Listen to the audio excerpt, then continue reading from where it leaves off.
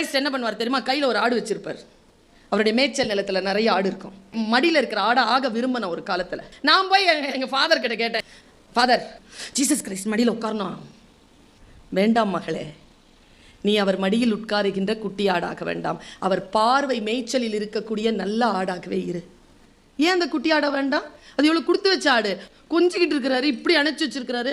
கடவுள் மடியில் உட்கார்வதை விட வேற என்ன பேரு ஃபாதர்? நீ சொல்ற மாதிரி கொடுத்து வச்ச ஆடு இல்லை, வேற ஏற்கனவே கீழே விழுந்து வழி தவறி போய் கால் உடஞ்ச ஆடு. கீழே விட்டா வழி தவறிடுவோங்கிறதுனால ஜீசஸ் கிரைஸ்ட் அதை மடியில் உட்கார வச்சிருக்காரு. நீ அந்த ஆடா வேணாம், அவர் பார்வையில் இருக்கும் மேய்ச்சல் நிலத்தில் இருக்கக்கூடிய ஆடா இருந்த உடனே ஒரு டீச்சராக என் மனசில் வந்த வெளிச்சம் என்ன தெரியுமா? நான் யாரை மடியில் உட்கார வைத்திருக்கிறேன்? நல்லா படிக்கிற, சொல்கிற பேச்சு கேட்குற, அழகாக எல்லா வேலையும் செய்கிற பிள்ளையை தானே மடியில் உட்கார வைத்திருக்கிறேன். அவர்களை மேய்ச்சல் நிலத்தில் விட்டுவிட்டு யாரெல்லாம் ஃபெயிலாவதற்கு தயாராக இருக்கிறார்களோ, யாரெல்லாம் சொல்கிற பேச்சு கேட்கவில்லையோ, யாரெல்லாம் எதை சொன்னாலும் புரிந்து கொள்ளவில்லையோ, அவர்களைத்தான் நாம் நெருக்கமாக வைத்திருக்க வேண்டுமே தவிர நல்ல ஃபர்ஸ்ட் மார்க் வாங்குகிற பிள்ளையோ இல்லை.